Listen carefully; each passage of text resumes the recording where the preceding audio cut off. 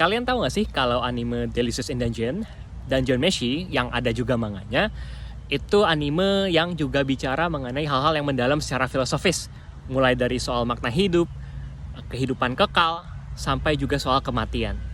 Mungkin secara impresi pertama ya, kalian nangkepnya ini anime yang seperti Food Wars, sekedar cuma masak-masakan, bedanya ini dari monster. Tapi sebenarnya ini anime yang punya isu yang sangat mendalam dibahas dalam anime tersebut. Jadi isu atau pergulatan terbesar dari tokoh-tokoh yang ada di sana adalah mengenai kematian, ya, dan juga soal kehidupan kekal, ya, immortality. Hal ini kita lihat dari mungkin sekitar gue lupa episodenya ya, tapi episode ketika Marcel mengalami mimpi buruk. Marcel tuh tokoh elf perempuan yang ada di sana. Si Marcel di situ punya ketakutan terbesar yang adalah kematian.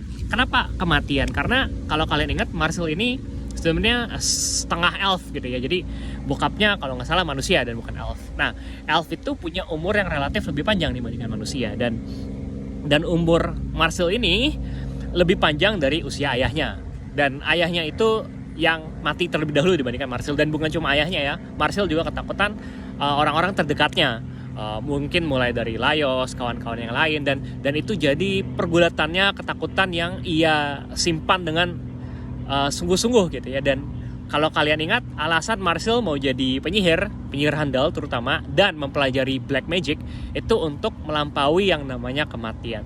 Jadi ini deep banget ya, bahwa Marcel ini punya ketakutan kematian itu kan kayak ternyata anime ini bicara soal pergulatan soal kematian juga gitu ya. Dan nanti kalian harus baca manganya, gue percaya itu manganya bagus banget. Dan nanti kelihatan bagaimana ketakutan akan kematian Marcel itu nge-lead dia untuk melakukan decision yang penting bagi perkembangan dari manganya tersebut juga.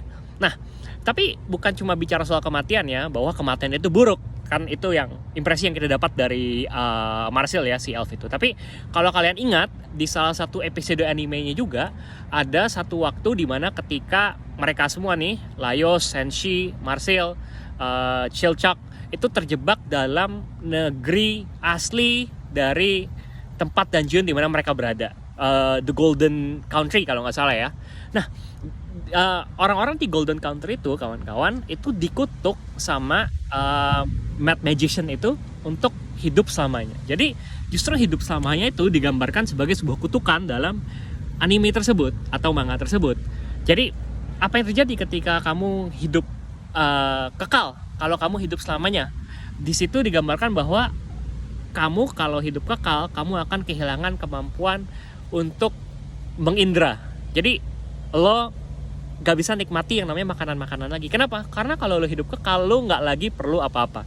Dan itu membuat seseorang kehilangan hasrat hidupnya. Dan bahkan Delgal, raja aslinya tersebut, justru digambarkan sudah lebih tenang ketika akhirnya dia mati, ketika dia keluar dari dungeon tersebut. Jadi menarik ya, itu menurut gue ini isu filosofis banget ya. Jadi apakah yang namanya kehidupan kekal itu akan selalu baik? Apakah kehidupan kekal justru akan mematikan sisi-sisi manusia kita? Kalau dalam salah satu paper yang gue baca di kelas, Bernard Williams, The Macropolus Case, dia bilang bahwa dengan menjadi hidup kekal, kita akan kehilangan yang namanya categorical desire atau hasrat kategoris. Hasrat kategoris ini hasrat yang mendorong kita untuk hidup. Ya, hasrat-hasrat seperti mencapai cita-cita, mungkin mau jadi filsuf terbaik sepanjang abad, atau mau jadi pemain bola terbaik seumur selamanya. Kalau kata si Bernard Williams, kalau ada yang namanya kehidupan kekal, one day hal itu tercapai dan kita bakalan bosan dan gak tahu lagi mau ngapain. Nah, jadi again, anime tersebut buat gue mengabarkan pergulatan filosofis banget.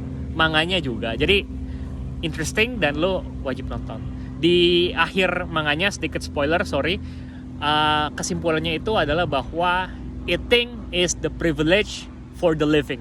Dan itu keren banget sih menurut gue. Jadi apakah kehidupan kekal selalu merupakan hal yang baik?